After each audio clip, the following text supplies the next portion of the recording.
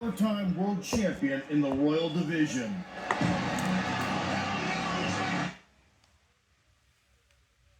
The only undisputed world champion in 2 weight classes.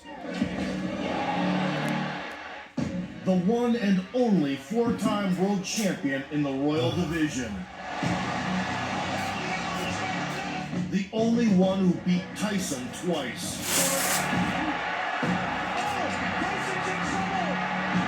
And defeated Riddick Bowe. I tell you, this is tremendous stuff.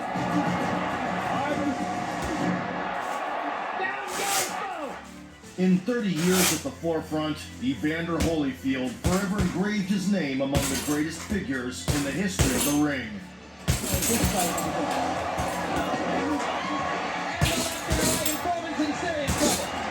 In the mid-80s, the chiseled Olympian burst into the cruiserweight division, becoming the first undisputed champion.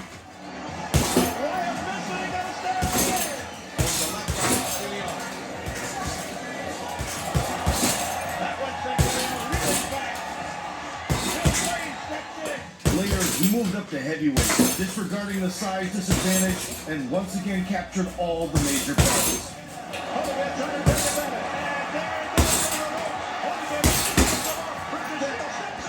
This is a journey of a man who battled during the uncompromising era of boxing. From the early steps to the status of a living legend in the realm of fisticuffs. Look at this ball from Holyfield, who lands a big left, and this might be the ball. Fans are going wild, but down goes Rodriguez.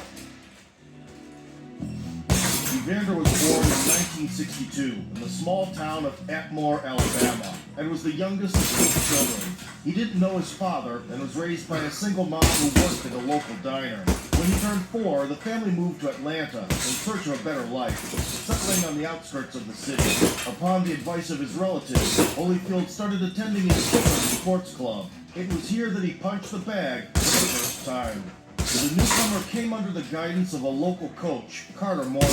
The elderly mentor not only introduced the boy to the basics of the sweet science and provided the necessary equipment, but also inspired him to achieve extraordinary heights. He was the first to tell the slender boy that one day he would become a world champion.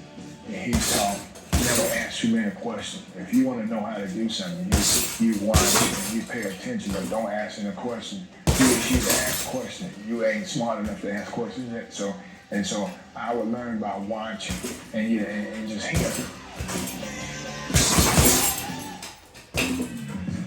In the early 80s, Holyfield started competing in amateur tournaments. 3 years later, this handsome young man was among the top 5 light heavyweights in the country, joining the national team and entered the race for a spot in the Olympics. Alongside boxing, Evander worked full-time at an airport refueling planes. He dedicated himself entirely to the sport only after receiving the coveted invitation to the Olympic team. Before leaving, 20-year-old Holyfield gave his former colleagues a last piece of advice. And I told them, I said, look, get my autograph now. You're probably going to have to wait in line to get it later. Like that. And they said, laugh. Don't nobody want your autograph. I said, you need to get my autograph now. Having made the U.S. team, Evander headed to the 1984 Olympic Games in Los Angeles. Always light on his feet, Holyfield outclassed the opposition with ease. Winning exclusively by knockout.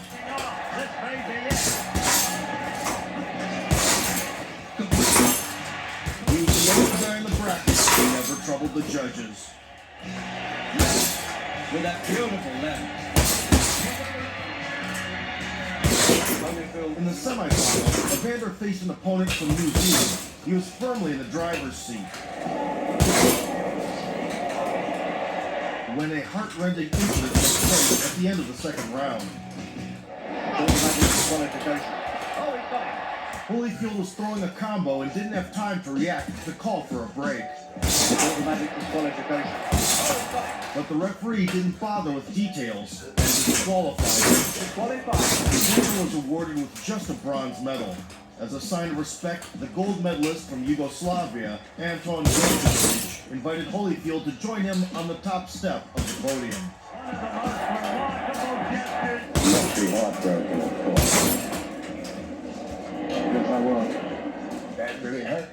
But, you know, all my life, I had incidents like that, where that I felt that I won and didn't get the decision. So it was something that I was accustomed to.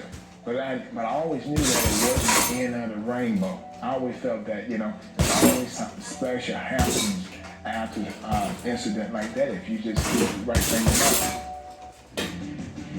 After the Olympics, the 22-year-old fighter decided to go pro. Holyfield teamed up with trainer Lou Duva, who became his main companion on the path to the top. From the moment he entered the cruiserweight division, which had a limit of 190 pounds at the time, Evander stood out with flawless distance management due to incredible footwork. Referees. And sharp instincts on the inside. And then Holyfield works on the back to the head, comes up missing with the left hand. He gets the first one, but connected on the second. And Rivera goes down. However, the hallmark of his style resides in the seamless execution of lengthy combinations. The referee gets back and hits twice. This is not enough. The 17-3 Anthony Davis was the first to smack the 23-year-old prospect's chin.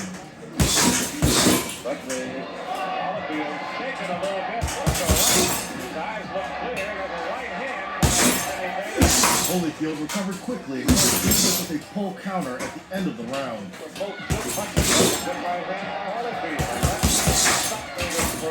Forcing him to keep his consciousness until the saving bell. In the fourth, Evander placed a solid 1-2 and punished every mistake from then on.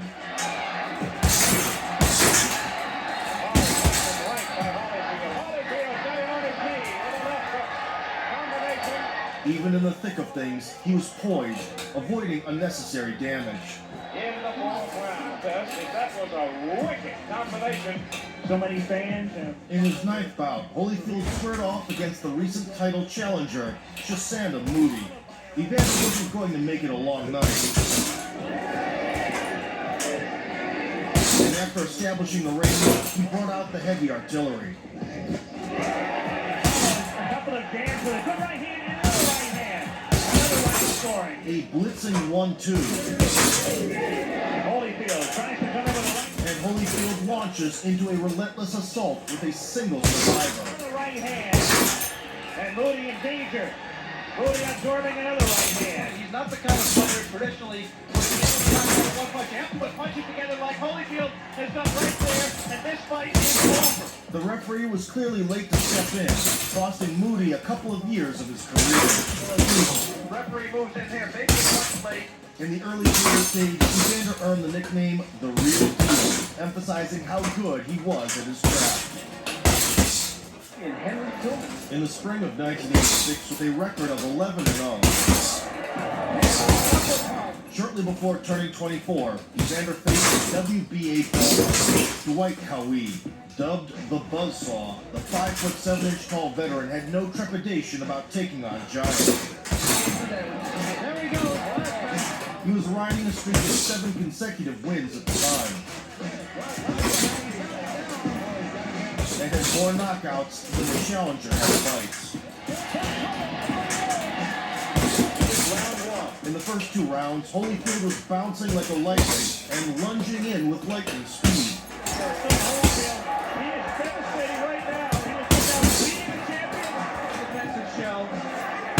Susan Cowie kept him honest and tried to land an overhand repeatedly. There was one moment that I was waiting for. Still, the challenger was sharper and still going. Power. And his money punches.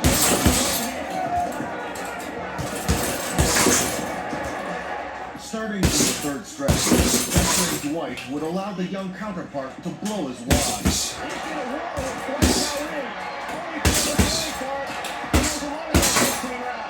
Only to seize the initiative afterward. The key to the fight is whether he can sustain it. Because he's going to get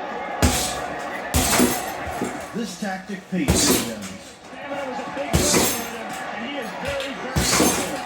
Kelly, And a less springy Holyfield realized that he was facing no paper champion. but he is relentless. And a right combination again. Boy, that combo has worked well for Holyfield.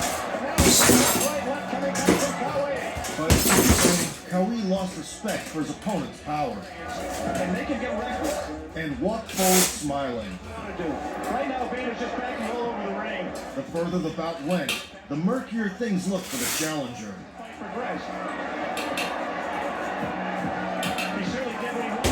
He has taken numerous shots. A right left combo for Holyfield. He's going in. Dwight was teeing off, This is just trick. but Evander held his own in the exchanges. He's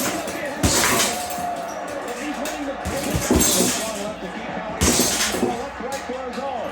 At the midpoint, the pattern of the fight stayed the same. The champion made it a phone booth brawl, sapping the energy from the hot-headed prospect, And here's Holyfield. and then unloading on a stationary target. You were talking about it. Cowie got underneath almost every punch of Holyfield. Only after the eighth did Coach Lee Duva manage to put his protege back on track. Holyfield got the game going, Vader's using the jab now. and added a step-back 1-2. And he's holding Dwight off with the jab. Coming in with a good right hand. He utilized a cross-guard Holyfield got into the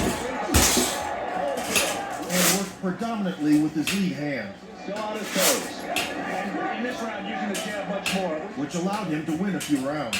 Once again, Evander starts very fast. Finding a second win, Evander was bouncing again, So far, it has scored well.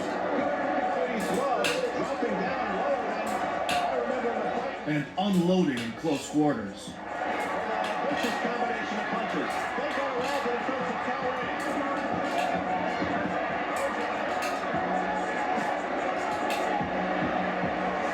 Fourth round, However, what landed this showdown in the history books was the 13th and subsequent rounds, something you don't see in modern boxing. and Holyfield, as he has, teeing off on the head of Cowie.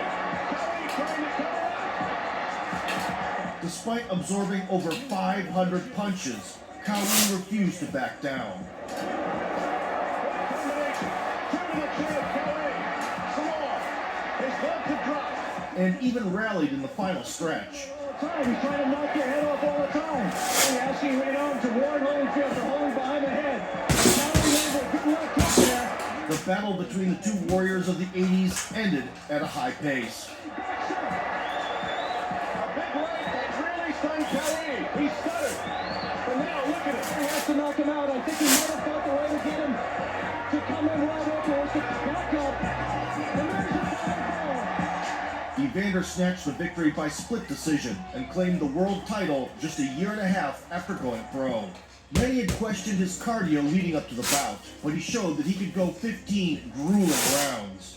The two ring gladiators threw an unfathomable 2,308 punches. The Ring magazine would later call this collision the fight of the decade at cruiserweight and one of the greatest in history.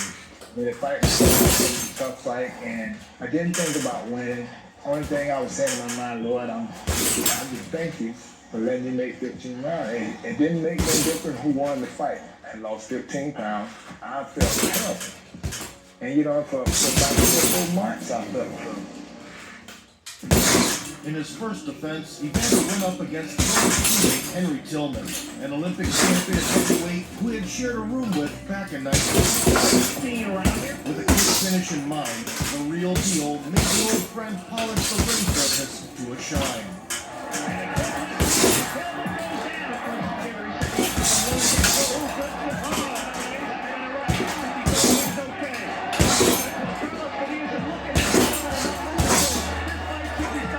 Tillman kept getting up, but Holyfield showed no mercy inside the ring. Around 3 times in the fight, he's ready to go on this thing. He's 4 times in the fight. The right uppercut and the left hook became the highlights of the night. The right hand. 3 months down the line, Evander set his sights on an IBF belt and challenged Parkey, who clearly came in with a tricky ploy. He was the going. Holyfield ignored the dirty blows. Opening up the left. Only betting opposition to begin. The right cross, Back for Holyfield after the first round. followed by a body shot. Parkey focused vehemently. Effort to get away. Damage kept piling up.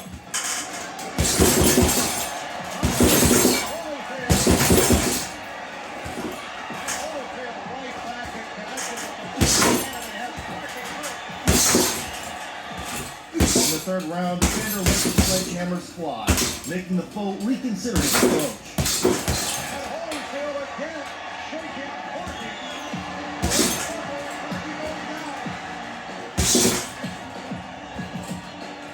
When the referee allowed the fight to continue, Parkey embarked on a quest to discover a fifth corner.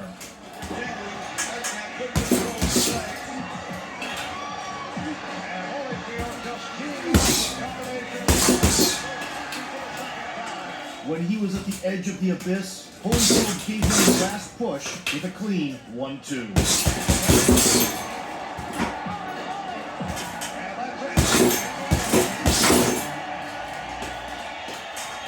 After adding more titles to his collection and successfully defending them, Evander rematched Dwight Cowie. Here we go, round one. Considering their first encounter, he wanted to avoid another war of attrition. Close to throw hooks as a solid right. Holyfield pressing the attack. Calm and collected, Holyfield intercepted the enemy's attacks. Huge to capture the title. While protecting himself with a crossguard. Holyfield pushes off a counter. Unable to keep up with the champion, Cowie utilized questionable tactics.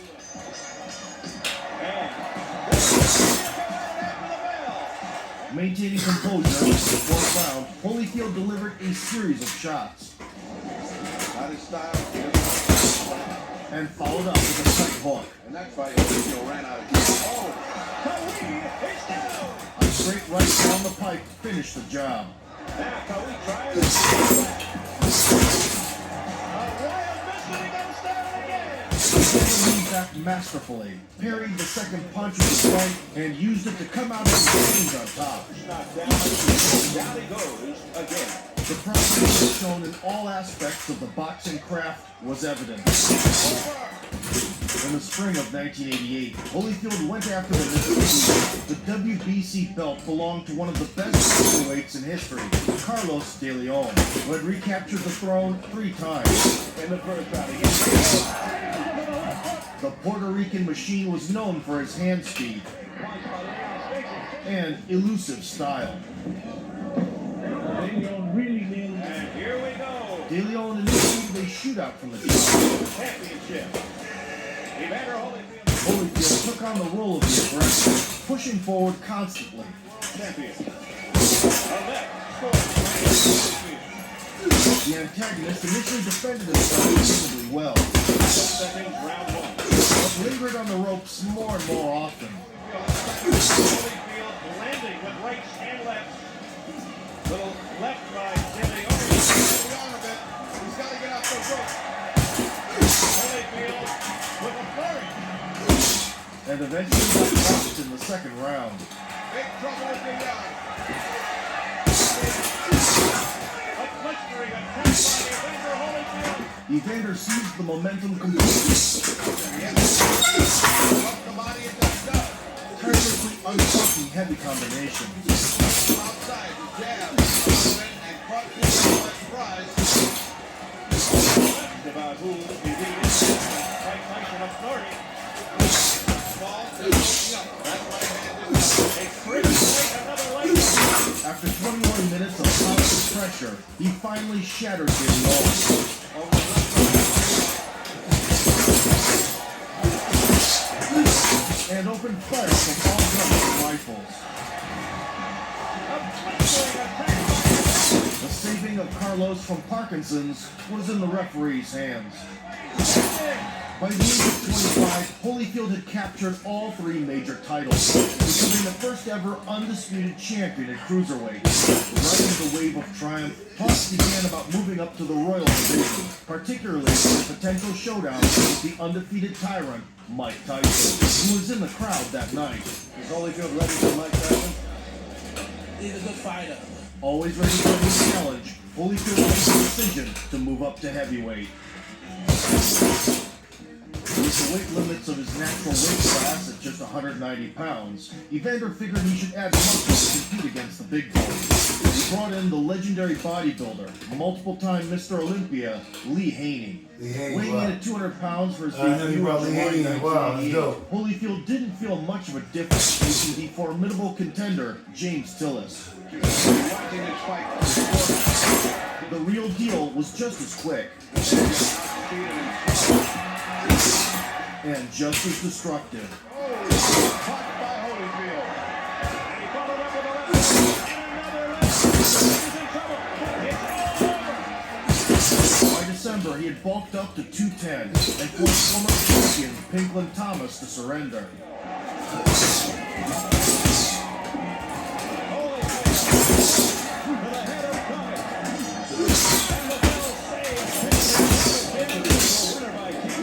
After a strong Evander was stopping at the big fight with Tyson, but first had to go through the WBC Continental Belt holder, Michael Dokes. Nicknamed Dynamite, Dokes had 37 wins and only 1 loss, justifying every letter of his moniker.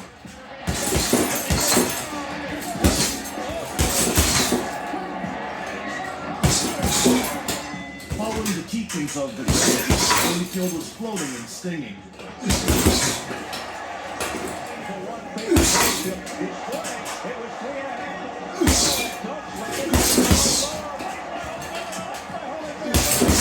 Whenever he got lazy, though, Dokes took advantage.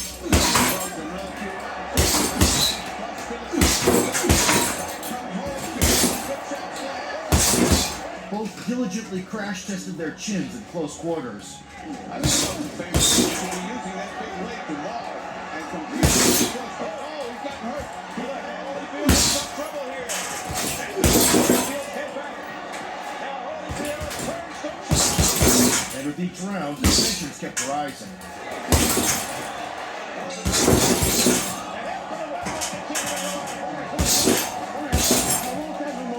In the 7th stretch, Evander knocked out Michael's mouthpiece.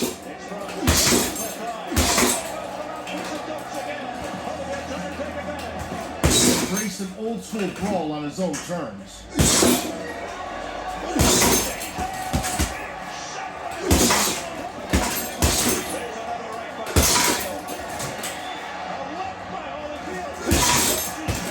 Dokes not only weathered the onslaught, but fought back vigorously in the round.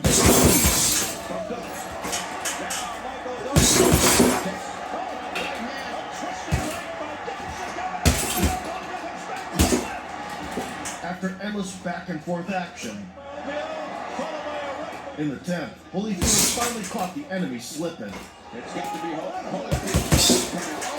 And quickly sealed the deal.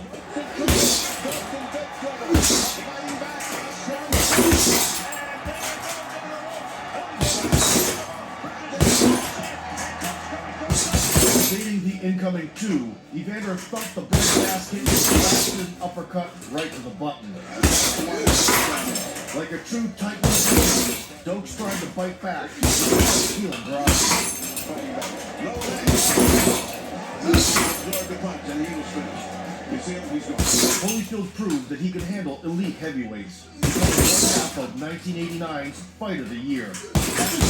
He was classy as usual and didn't call out the champion, but the manager, Ken Sanders, did the job on the mic on his behalf. Evander Holyfield is the best heavyweight in the world. Why not? The only reason he's not champion is because Mike Tyson hadn't fought him. We want to fight Mike Tyson as soon as possible, winner take all. $25 million, whatever it is, or more. No matter how hard Evander struggled to secure the title shot, Tyson's manager, King, was not willing to put his biggest asset at risk. And so, Holyfield continued to expand his record. Brazil's best heavyweight, Alison Rodriguez, with a 35-2 record, received walking orders inside 2 rounds. The picture-perfect overhand set Rodriguez on a hitchhiking across the gallery. 5 months later, the real deal started with the unbeaten Alex Stewart. And here we go. Holyfield controls the center. Good work with the left hand. Hammering away. I think it's safe to say that he has settled into whatever offense he's going to get, but Holyfield is nailing him as a result of Stewart opening up. Despite getting clearly outclassed, Stewart tried his best not to fall behind. Stewart trying to bounce back here. After playing around in the 6th round, Evander upped the tempo. One. As Stewart tires a bit, his defenses wither. And here comes Holyfield with the left hook and the uppercut. Cutting Stewart's face open, necessitating the doctor's intervention.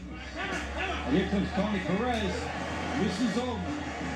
In New Jersey. Up next was the ambitious prospect, Seamus McDonough, with his brave promise to shock the world. Holyfield felt like he was in a sparring session, bombarding the Irishman from both hands.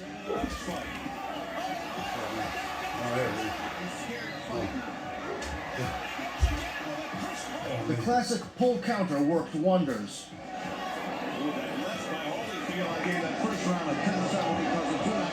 Frustrated, McDonough went all in and lost big time. Holyfield easily ate the cross and won the duel of left hooks.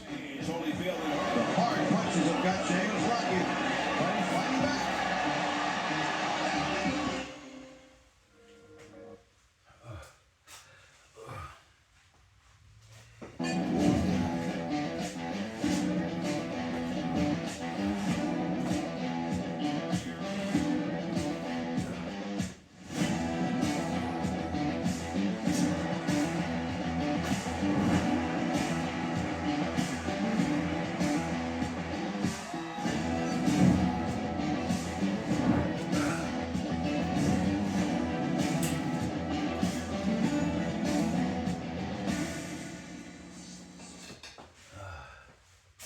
In the heavyweight division, Evander finally got his hands on Mike Tyson. Yes, I feel that I am ready for Mike Tyson.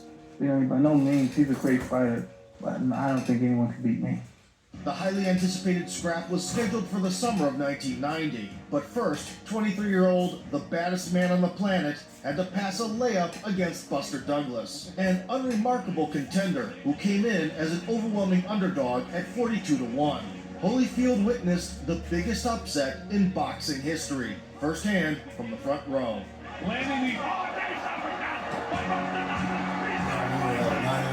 Today's biggest loser, Evander Holyfield, a man who had a contract to fight Mike Tyson. So it may very well be that you're going to wind up against Douglas, and I assume that's what you're hoping. I very much hope so. My goal is to be heavyweight champion, like I said. I have to prepare myself to fight Douglas. That's the man that I have to fight.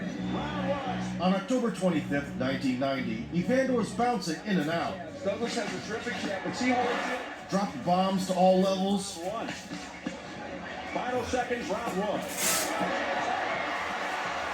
1. Landed spearing jabs. Side because they don't want Douglas laying. And pressed forward relentlessly. Gated Buster's jab at this point. Making the champion look out of his depth. As early as the 3rd round, Douglas realized he had no chance of winning the chess match. He charged in with a last resort assault.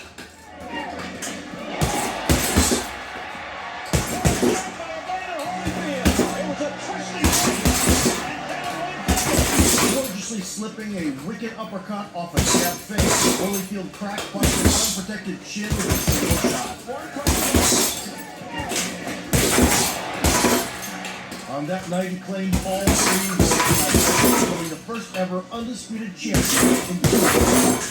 As it turned out, no one could replicate this unique accomplishment in the triple belt era. Well, actually, I just thank God that I got through that, and I'm just gonna go back and enjoy, to have that positive attitude, because a lot of people felt that I couldn't do it because I was a small man. So with this, display to the kids that, if you work hard and train hard and work at anything, you can be successful. The heavyweight straps made 28-year-old Holyfield a global star. A grand parade took place in his hometown of Atlanta. Thousands of local residents celebrated their compatriots. People of the state of Atlanta hereby proclaim the month of November 1980 as Evander Holyfield month in Atlanta in appreciation of his contributions to our city. Now, contracts, Burger King, and a series of popular television shows. Among other things, Holyfield had his own video game, which received wide acclaim among Sega fans. However, vacation didn't last long. In the spring of 1991, he collided with a living legend, a 42-year-old George Foreman, who, following his return to the ring, was victorious in 24 consecutive bouts. Holyfield maneuvered around in style, exposing Foreman's signature cross-arm guard. The veteran plodded forward, flinging wrecking balls in his usual manner.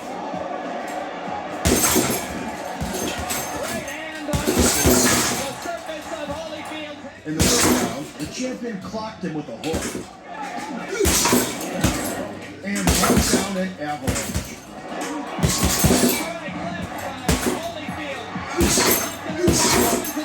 Big George's first hit had seen much worse, allowing him to respond when necessary.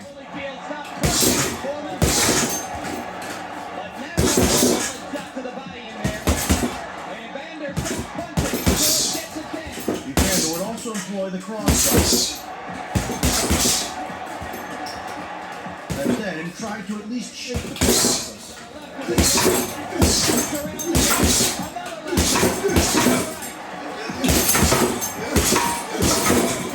In the ninth round, he found success.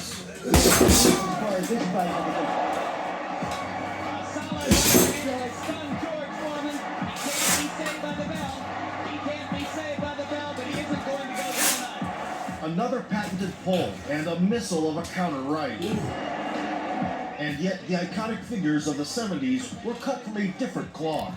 George Foreman tries to stand up and make it to the end. So Holyfield settled for a convincing decision victory. Great fight, George. Great fight. Great fight. What opportunity. He won. Absolutely. Undisputed heavyweight champion of the world. The second offense was supposed to be the easiest one, with the 26-7 Burt Cooper posing no threat on paper. The real deal went on the offensive right away. Holyfield wound him a little bit with that left hook. And he got an uppercut in there too. Cooper is groggy for a second. Swiftly targeting the liver. The right cross was a beauty. And down goes Burt Cooper. The left hook in the body, Jim, was a punch that really... The canvas woke Cooper up. Good left to the body by Cooper inside. And the right hand. And he made everyone experience deja vu. And there's that sneaky right hand of Burt Cooper's. And Holyfield wobbles in the corner. The champion in trouble. Cooper bangs away. Holyfield almost goes down. Holyfield got knocked down for the first time, inducing Tyson Douglas flashbacks. You've got high drama in Atlanta. Surviving the mishap, the champion rebounded in the same round. With that floater. Oh, what a right hand by Holyfield. Oh, what a sensational right cross Holyfield landed to start this rally. But Burt Cooper won't go down. After a wild shootout, Evander identified the proper weapon, the right uppercut. Oh, look at that. These are awesome punches. But the challenger refused to go down. Decided not to do it. And he'll take punishment. The uppercut's been the punch, Jim. There it is again. The uppercut's the punch. There it is again. Can't throw anything right. Holyfield put so much power behind his shots, his glove tore in the process. With new equipment, he ramped up the intensity in the seventh. Oh, what a bomb that uppercut was. But Cooper keeps coming back. There's another another one. and gave it all in the final surge. Holyfield rips another uppercut, and Cooper standing stock still. This could be it now. Target practice, but he's not going to get it. I don't think he's going to get it. Phil's Lane has seen enough. Facing difficulties for the first time in a while, There's a punch. Holyfield once again displayed the heart of a true champion. Over the fight again, and bang, Cooper out of it. Real deal. Holyfield.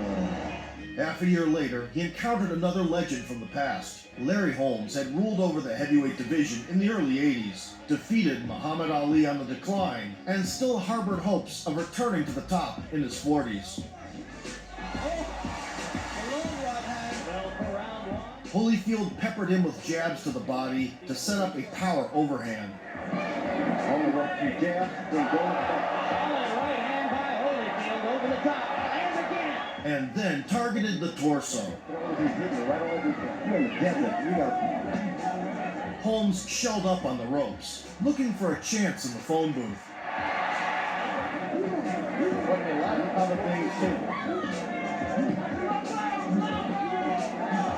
And happily got on Lou Duva's nerves. As the rounds progressed, the champion stepped up his game, unleashing multiple punch combos. This time around, this has been the bopping, dancing champion Evander Holyfield After 12 rounds, he celebrated a victory by decision. in Las Vegas. Holyfield pounding to the body. Mr. Holyfield fighting with one eye.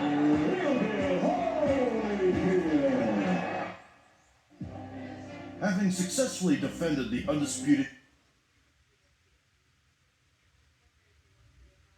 Hey, bite me. What? You know you want to. It's crazy good.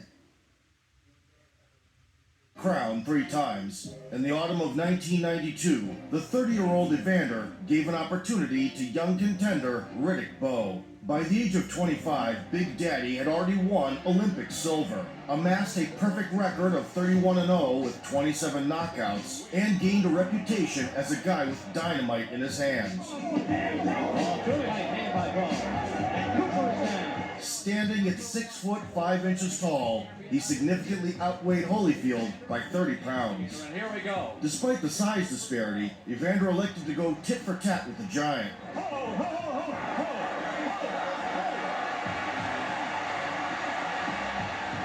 Look at this brawl.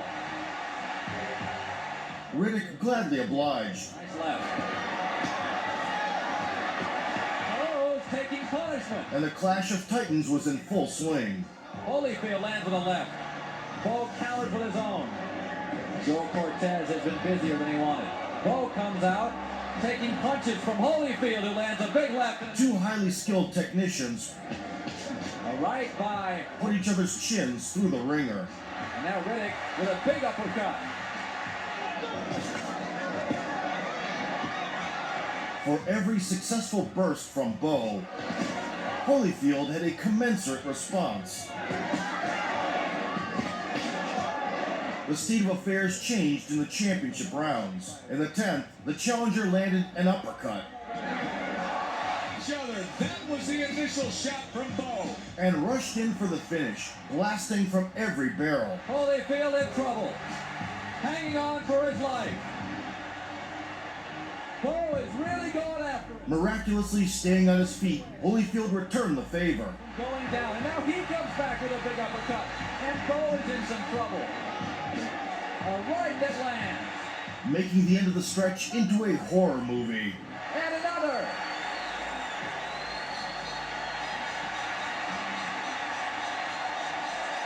Even still, in the next round, Big Daddy delivered a left hook and sent the champion to the canvas. Holyfield's hurt and grasping, and Bowe hit him on the back of the head. Holyfield's in serious trouble. Ignoring the damage and common sense, the real deal fought back Keeping their distance. and didn't take his foot off the gas until the end. Evander once again showed his unprecedented will, but this time it wasn't enough. He lost all championship accolades by unanimous decision. This brutal encounter became a classic, and the 10th round was hailed as the round of the year.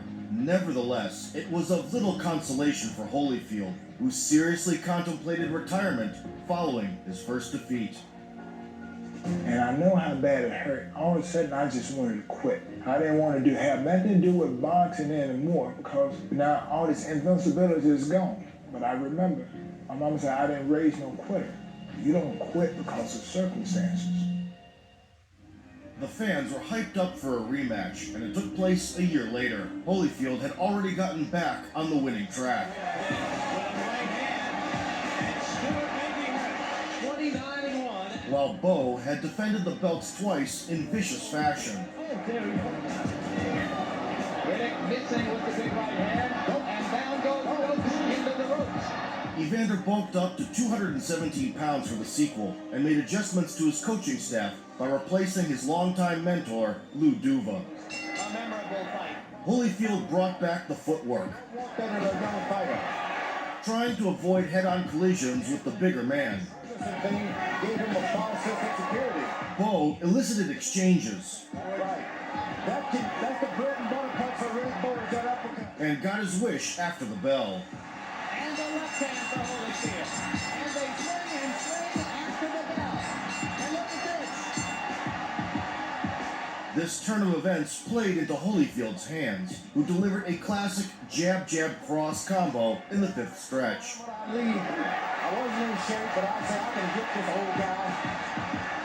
Bo may be hurt. He is hurt. He's hurt. Holyfield gunning. Bo barely managed to stay standing. Suns Bo again.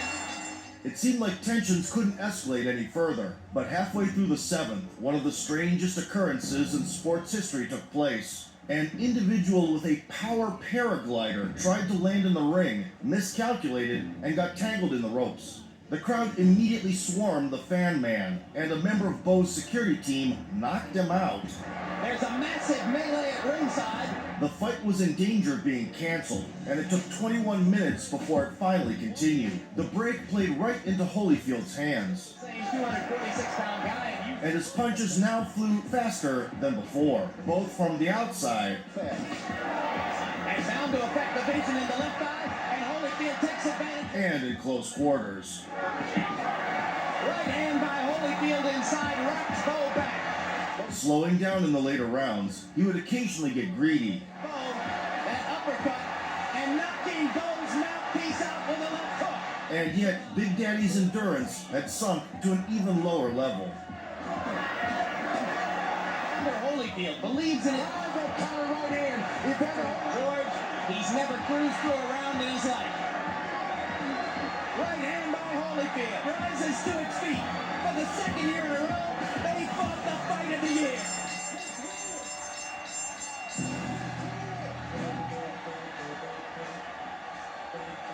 And once again, Holyfield snatched the victory by decision, becoming only the 3rd heavyweight in history to regain the championship title. All I had to do is just have courage to go in there and fight the fight regardless of the circumstances. Because, he shut me up sometimes and stuff that could have got me into just slugging. But, I thank God with me having a sound mind, being able to break out from that slug and go back to boxing. When a man... Hey, Tim, I'm coming back. I want him again. Look ahead, y'all. Y'all see that nose? Although the boxers produced a Fight of the Year candidate, the match attracted public attention primarily due to the paraglider incident. The guy at fault turned out to be 29-year-old daredevil James Miller, who was beaten up and later imprisoned, but released on a $200 bail. He later joked, "It was a heavyweight fight, and I was the only guy who got knocked out." Having reaffirmed his position on the championship throne, in the spring of 1994, Evander faced Michael Moore, a highly skilled southpaw with an impeccable record of 34-0. Good right hook to the body of the right foot of Michael Moore. There it is. And look, he landed a left hook when he did it. He's different and a left hand. Holyfield started chaining power punches together. Now that's the compromise tactics. left foot comes in. And now the champ with a... And soon found a chink in the armor. He just threw 4 or 5 punches. Oh, and Holyfield catches him with a left hook, and Moore goes down. After receiving a pep talk from Teddy Atlas, Hey, start doing what we trained to do. Otherwise, don't come back to this fucking morning. Do you hear me? Moore began to fight back. Good combination opens up this 5th round, and then good short left hand on the inside from Michael Moore, and now he sends Holyfield back with a... Despite losing the initiative for a while, the champion regrouped in the 7th round. He should dig him in there, take advantage of it. Holyfield now opening up the mat in a few rounds. Coming forward now, Moore in the corner. A chance for Holyfield to let him go. See, that's the Holyfield you're waiting to see. But couldn't subdue the challenger completely. Here in these final 3 minutes, that was a really sharp left hand to open up the 12th round. Good jab from Moore again. Well, there's that jab of the heavyweight champion. Michael looks very good now. Very good. Best round Michael Moore has had since the 5th round when he backed up Holyfield. While the majority of the boxing community saw it was for Holyfield, the judges had their own opinion.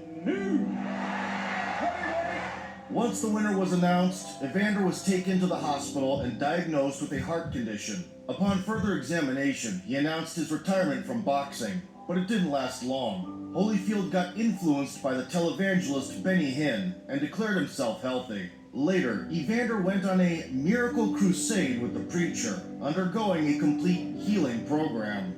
The Lord is telling you right now, He is repairing Holyfield's heart completely. And presenting him with a $250,000 check. The heavyweight's health improved indeed, but it was later revealed that the initial diagnosis was incorrect. Teaming up with his new trainer, Don Turner, Evander closed the recent loss against another elite heavyweight, Ray Mercer. You can't wait on the ropes to Evander, man. Good left hook. Come back. Good left hook comes. Oh, and the effects of that left hook. And in the fall of 1995, entered the rubber match versus Riddick Bowe. Over the past couple of years, Big Daddy had snatched a few more souls. There he goes. Finally. And was dead set to put a definitive end to the trilogy. Guy, and he shouldn't let this guy weigh him down with that extra weight. So this is not good practice. The tradition of punching after the bell remained.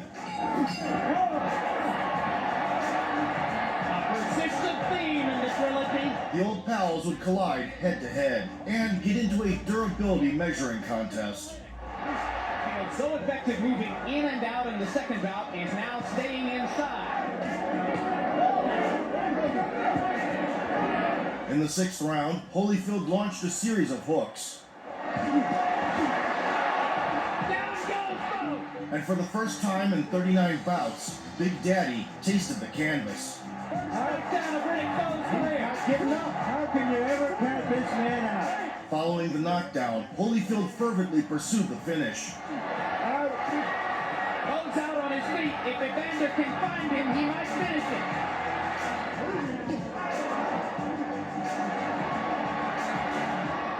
Until he got carried away in the 8th. This is tremendous stuff. Hard right hand inside by Holyfield. And now down goes Evander. Don't think he's going to make it. No, he made it. Terrific. Third knockdown of Holyfield's career. Here's the end. What a fight. In the mid-1990s, Evander's career took a downturn. Many believed that the former champion was past it, which led the sly schemer Don King to finally contact him with an offer to settle the business with Mike Tyson. After the loss to Douglas and subsequent 3 years behind bars, Iron Mike had been starching every opponent he faced and managed to claim the WBA title. We are on your opponent's side. It's going to be Holyfield versus Tyson. Am I right or am I wrong? You are right. 34-year-old Holyfield opened as a 25-1 underdog, and when asked about the difference between this fight and the one that was supposed to happen 5 years earlier, each boxer provided contrasting answers. The most important thing, I have more knowledge, so I would have beaten him earlier. The greatest fight in history. The moment of truth arrived on November 9th, 1996, gluing millions of people to their screens. Mike aimed to get everything done in the first round. We'll see if he's overly cautious. And as expected, with a left uppercut. but mostly swung at thin air. Close, tie him up for sure, and tie him up right away. But Evander's a warrior. Holyfield fought strategically, Holyfield with a combination to Tyson's head. worked on the counter, Holyfield. The tail end of my honeymoon in November 8th. and seized the initiative at the right moments. I'll tell you what, the crowd thought that Mike was hurt. Looks like they made a good shot. Combination by Holyfield. The jab was landing, as did subsequent combinations. Also showing more hand speed. Evander frequently resorted to clinching after his attacks, sapping the explosiveness from the champion. Takes the legs out. The power stuff is coming on now. Tyson would occasionally find the mark, but his shots paled in comparison to the nukes by Riddick Bowe. Disorganizing Tyson. He could be modeled as a Holyfield stepped it up in the sixth, after 4 rounds, he'll go to the triple when he got hit. He grimaced. and caught a fatigued Tyson off guard. Like a champion, like the overachieving warrior that he is.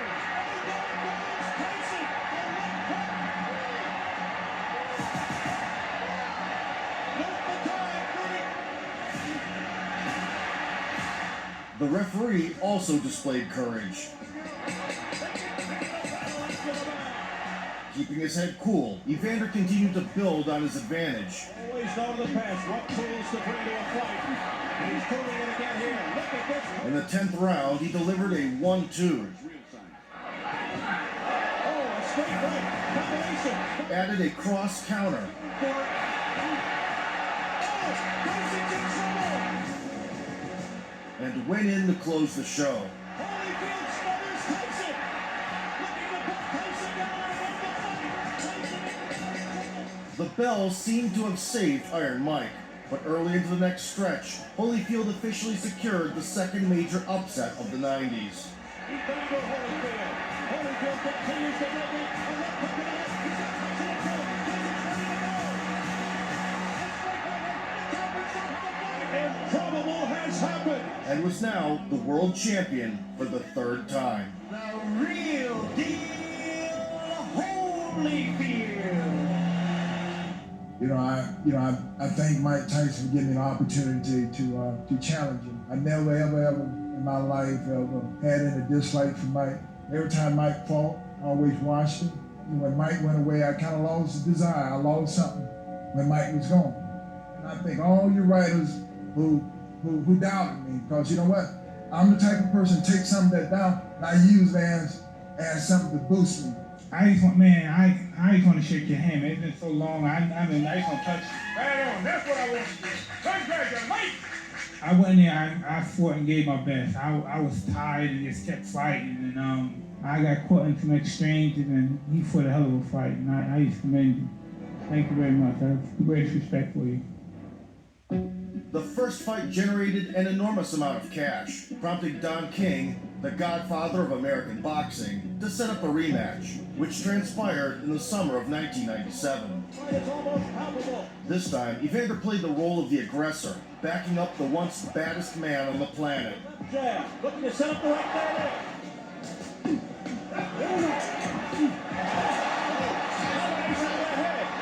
Evander Holyfield back up Tyson with a left hook to the head. Holyfield. He hurt Mike really good with that right hand. After a slow start, the real Tyson emerged in the third round. Nice right hand by Mike. Tyson on the belt. Tyson with a short left hook to the head of Holyfield. But once the intrigue was reignited, Iron Mike lost control. What happened here? He got bit, I think. Evander Holyfield, look out, he's pushed right here. Above us by Tyson. While clinching up, Tyson bit off a piece of Holyfield's ear. Well, first he had a parachute drop on him, now he had a heavyweight bite. It clearly warranted a disqualification, but Mills Lane, an old-school referee, decided not to call it off. It's gonna be 2-point deduction. The fight will go on. Bullshit. Deducting 2 points from Tyson, he allowed the scrap to continue, only for the incident to repeat itself a few seconds later. A left hook. You know what's funny? Mike was having his best He round. did it again. Mike Tyson has bit Evander Holyfield. This is unbelievable. The round ended eventually, and after watching the replay, Lane spotted the second bite and issued a disqualification. A fuming Tyson was still trying to get to his opponent. It took a whole squad of police officers to remove the heavyweight from the ring. Despite the grotesqueness of the act, Tyson's ear bite is still considered one of the most iconic moments in sports history. Subsequently, the Athletic Commission suspended the boxer for 15 months and fined him $3 million. While the world was bewildered, Holyfield had his own explanation for what had happened. There's just an easy way to get out of the fight, the foul, because you know you're going to get disqualified instead of fighting through arms. That don't show no courage whatsoever. Everybody know how to get out of the fight. All you have to do is foul. You'll get yourself out, then you can say, well, he didn't beat.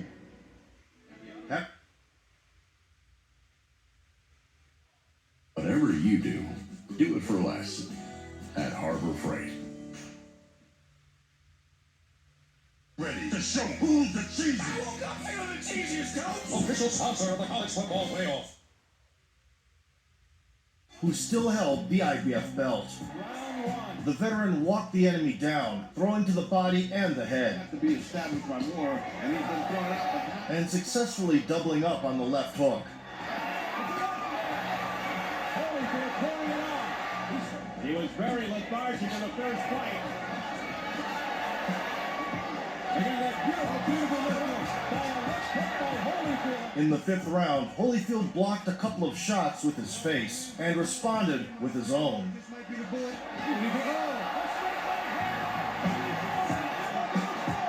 Moore recovered quickly, but from that point on, he would collapse on the floor after every meaningful exchange. He continues to come forward. Could this be the end? The right uppercut proved to be his Achilles heel. 40 seconds. The right uppercut. That was blocked partially, but there he goes again. Towards the end of the eighth, Holyfield broke out with another long flurry. Regardless. Yes, indeed. Right uppercut to the 10 by Holyfield. And after the fifth knockdown, the contest was stopped. Heavyweight champion of the world. Determined to regain the undisputed championship at 36 years old, in the spring of 1999, Evander crossed gloves with Lennox Lewis, the reigning WBC title holder. The Brit had won the Olympic gold in '88. He's never been defeated. Even I said, what a right hand. Defeating Riddick Bowe himself in the final, albeit controversially. Gold medal. As a pro, Lewis had amassed 34 victories with just one defeat, which he successfully avenged. Known as the Lion, he embodied the perfect heavyweight with polished technique, What he's doing is rocking in the excellent physical attributes, and brings it down. and, of course, punching power. From the first seconds, Lennox established control of the distance.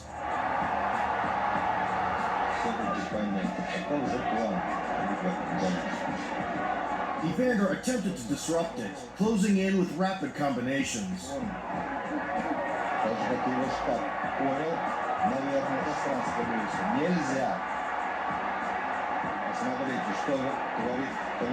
They brawl occasionally.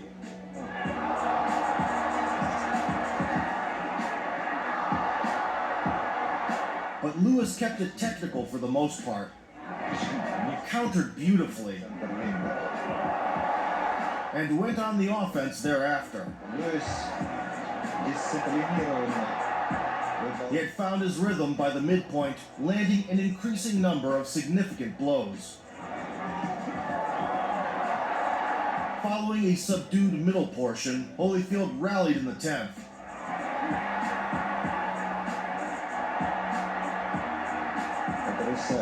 And tried to turn it around in the championship rounds.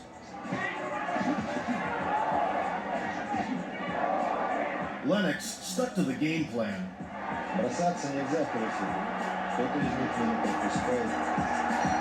And the match ended up in the hands of the judges, who were unable to come up with an agreement, resulting in a draw. It is worth mentioning that the majority of pundits saw it as a clear victory for Lewis, giving Holyfield only 3 or 4 rounds out of 12. According to the contract, a draw meant an instant rematch, so they faced each other again 8 months later. The flow of the fight was hardly different. Number 2. And you see Holyfield listening to Don Turner's instruction. Down the middle with that right hand. uppercut. Lewis was banking lackluster rounds, Stick the jab in Holyfield's face repeatedly. while Holyfield was looking to land a big overhand right. Boy, so I would have to remember. Hard right hand saw round number 3. Another big right hand. The champion fenced with his jab, complementing it with the power hand. Holyfield off and lands the uppercut again. In the 7th stretch, Evander changed his approach, hurt the liver, and snuck in a short right hook through the guard. That body shot hurt. Although rattled, the Brit did not crumble. Holyfield. Lewis to the body. His own right hand. Both kept trying to land with conviction, Well, Evander Holyfield won't back down from anybody. Uppercut lands for Lewis. but only Lewis's uppercut was somewhat accurate. Multiple punches for Lewis. 6 minutes to go.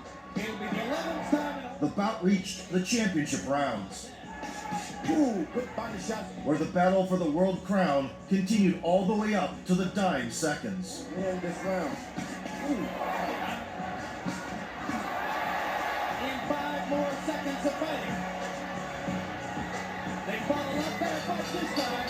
Some rounds were extremely close, but this time the officials had a winner. Lennox Lewis. I did all that I could. You know, I wasn't judging the fight. You know, like you say, my words don't twist.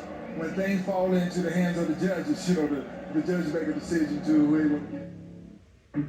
Shortly after Lennox Lewis claimed the undisputed championship, he had a disagreement with the WBA, which resulted in him being stripped of the gold. The vacant belt would be contested between the 37-year-old former champion and the 28-year-old contender, John Ruiz. Here we go. Weathering the initial onslaught, As Ruiz is trying to do. Evander started throwing in bunches Oh, there's a right uppercut out of nowhere by Holyfield. and made the young challenger do the stanky leg. Hey, Ruiz. Oh, a straight right hand by Holyfield. It stops Ruiz. You heard Ruiz. Ruiz is losing. Despite Ruiz's best efforts, Boy, is Holyfield taking this while Ruiz backpedaling. He hit right hand. Holyfield continued to dictate the engagements Ruiz now fighting at start. There's a big left hand. Beautiful left-right combination by Ruiz. A countering right hand by Holyfield. and used veteran savvy to come out on top. Cut by Holyfield, followed by Ruiz hanging tough against the onslaught of Holyfield. Evander. Evander became the first heavyweight in history to win the title for the 4th time, but his reign wouldn't last long. The showdown with Ruiz turned into a trilogy, by the end of which he ultimately lost the strap. In Holyfield's later showings, he threw far fewer punches than usual. Still competing past 40, his career went up and down like a roller coaster, alternating wins with losses. The old-timer's last title shot came at 46 in 2008. Despite clearly dominating most rounds, he got straight up robbed on the scorecards against the 35-year-old giant Nikolai Valuyev. Evander's farewell fight took place in 2011, resulting in his 57th career victory. From that moment, he would no longer step into the professional boxing ring, but it would require him 3 more years to officially quit. On June 26, 2014, the 51-year-old Holyfield hung up his gloves for good. Even post-retirement, Evander did not fade from the public eye. He participated in charity events and occasionally appeared on reality shows. In addition, he began spending more time with his 11 children. Furthermore, Holyfield reconciled with former rival Mike Tyson. Now they call each other friends and enjoy reminiscing about the good old days. The ear bite incident remains a focal point. I'm sorry, Evander. It's your ear. My ear. I kept that in formaldehyde. Thanks. Today, Evander still resides in his hometown of Atlanta. In 2021, the city government honored him with a monumental statue. At the unveiling ceremony, Holyfield reflected on where it all began. Mr. Martin, he's the first person that told me that you could be like Muhammad Ali. I said, but I'm only 8 years old. He said, you won't always be 8. And he said, do you want to be the champion? And I looked at him. I said, I got to ask my mama. I went home and I asked my mama. She, yeah, it's 3 things you got to do. Listen, follow direction, don't quit. If you don't quit, you'll get there. I'm the person who just didn't quit. Mike was having his best run again. The general public often recalls Holyfield only in relation to Tyson, but his battle with Kauai, unifying all the belts in the cruiserweight division, the record-setting 4 title reigns at heavyweight, the trilogy with Riddick Bowe, as well as victories over Foreman,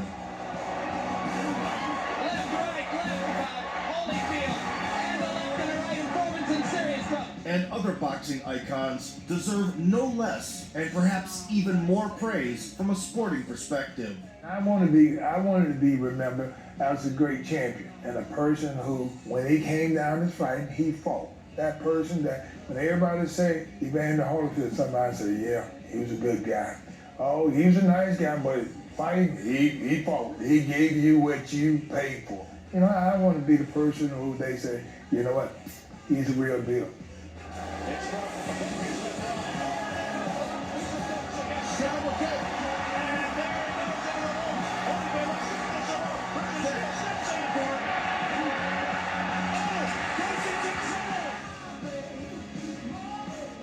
Evander getting the best of it. Look at this ball. Over the left eye, Video. That one sent Video really back. Bill Wayne steps in. This might be the bullet.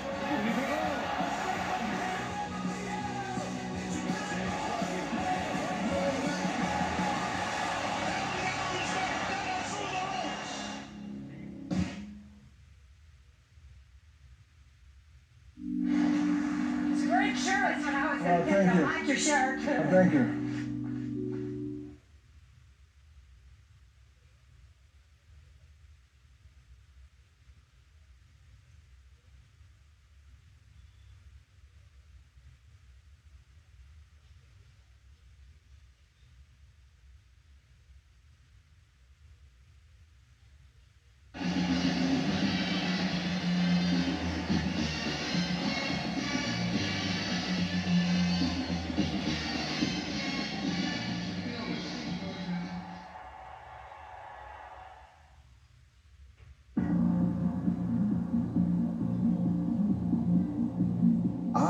The Golden Age, perhaps the greatest decade for heavyweights in boxing history.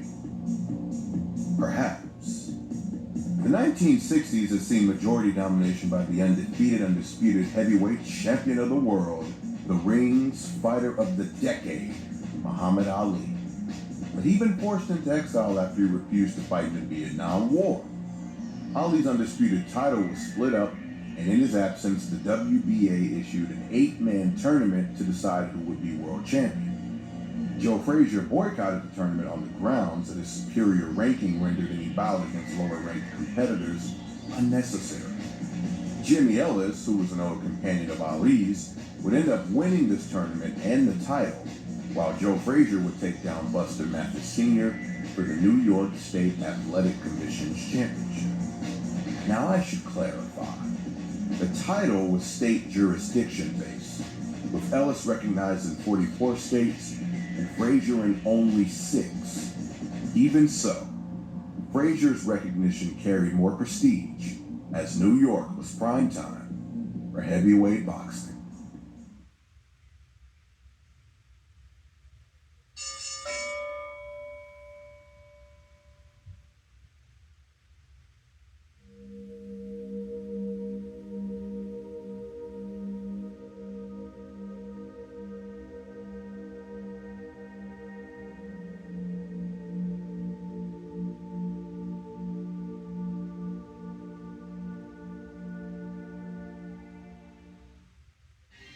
In 1967, radio producer Mary Warner had the brilliant idea to do a fantasy matchup to find the best heavyweight champion of all time.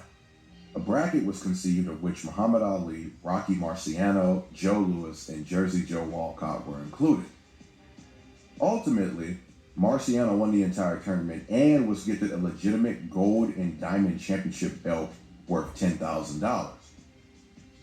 Ali was furious that he was eliminated in the second round at the hands of Jim Jeffries, whom he deemed to be history's clumsiest and slow-footed fighter. He filed a lawsuit of defamation of character. The suit was settled when Warner offered to pay Ali $10,000 and to stage a super fight between he and Marciano, of which the winner would be decided by a computer. In February of 1969, Ali and Marciano boxed 70 to 75 rounds in a studio in Miami for the bout. Rocky lost 50 pounds and wore a toupee to appear as close as he could to his prime. On January 20th, 1970, 1,500 theaters across the United States, Canada, and Europe witnessed the results of the NCR 315 computer. The results differed depending on where it was aired. America and Canada saw Marciano knock Ali out in the 13th round, while Europe saw Ali knock Marciano out, also in the 13th round. Ali filed another lawsuit for defamation of character over the grounds that the film was promoted as a legitimate fight and not staged. He withdrew the lawsuit after seeing the European version. Unfortunately, 3 weeks after filming finished, Rocky Marciano died in a plane crash on the eve of his 46th birthday. He never got to see the results of the fantasy bout, but he and Ali left the studio on good terms. For years, the event was in limbo, seeing random airings on TV and allegedly being destroyed. That was until December 27, 2005, in which the super fight was released on DVD along with a documentary on the film, archival footage, audio of the original radio fantasy fights, and more features. It has also been televised. It's also worth noting that the super fight inspired Rocky Balboa, the sixth film in the Rocky franchise, being featured as a plot device to get Rocky out of retirement.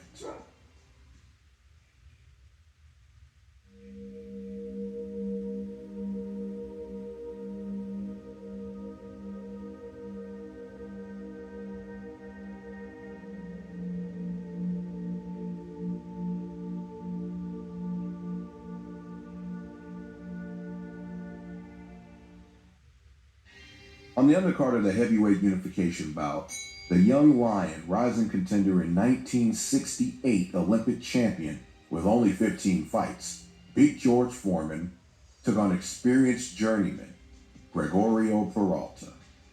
The fight went the distance, showing that the imposing Foreman wasn't as invincible as his knockout percentage asserted.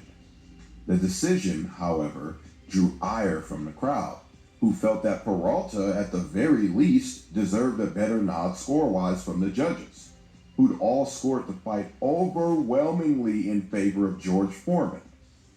George secured the unanimous decision, but not without suffering a cut over his right eye. Peralta was cheered as he exited the ring. Muhammad Ali also reportedly studied this fight for his own match with Foreman 4 years later. It had been almost 3 years since the heavyweight title was in one piece, the night Muhammad Ali stopped Zora Foley in 7 rounds. The title was divided soon after, with Ali's suspension, and it would take some time to agree to unification.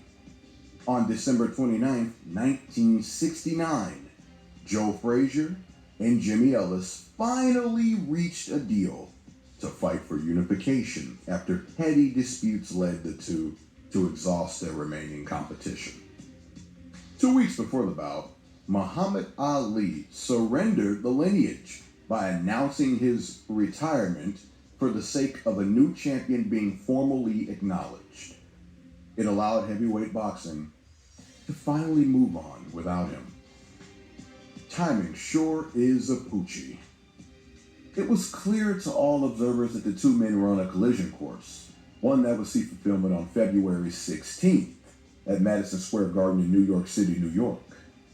This bout would see Joe Frazier become the undisputed heavyweight champion of the world, unifying the WBA and the now WBC titles when Angelo Dundee stopped the fight between rounds after Joe had battered and knocked down Ellis twice in the 5th round.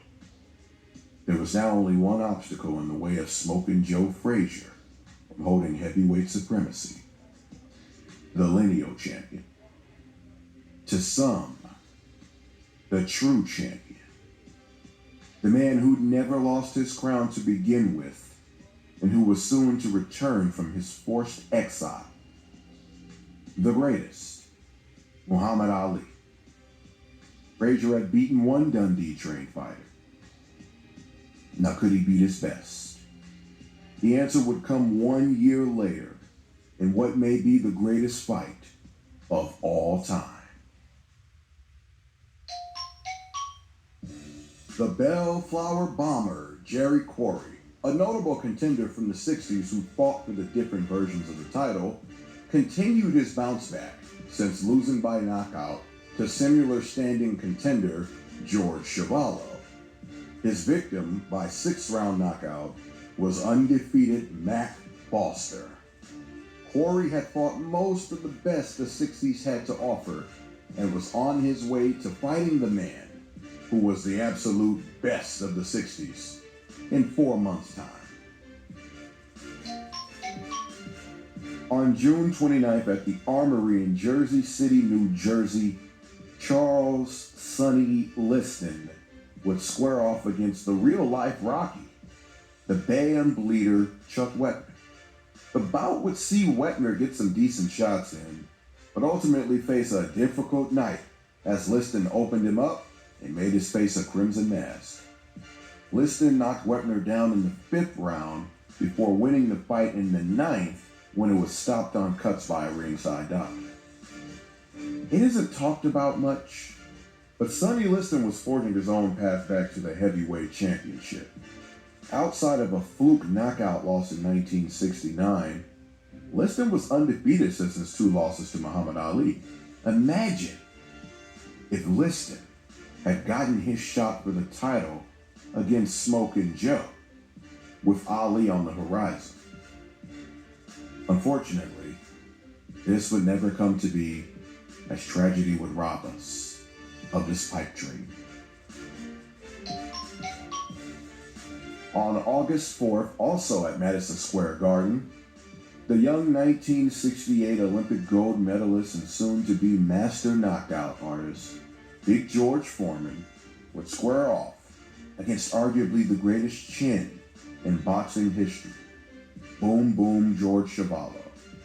The Battle of the Georges was competitive enough in the first 2 rounds, with Foreman lashing out with wild punches and Chuvalo digging into the body. Chuvalo's left eye was already beginning to swell, and in the 3rd round toward the end, Foreman would begin a series of battering ram barrages on Chuvalo. Chuvalo even staggered at one point. Never did he appear to be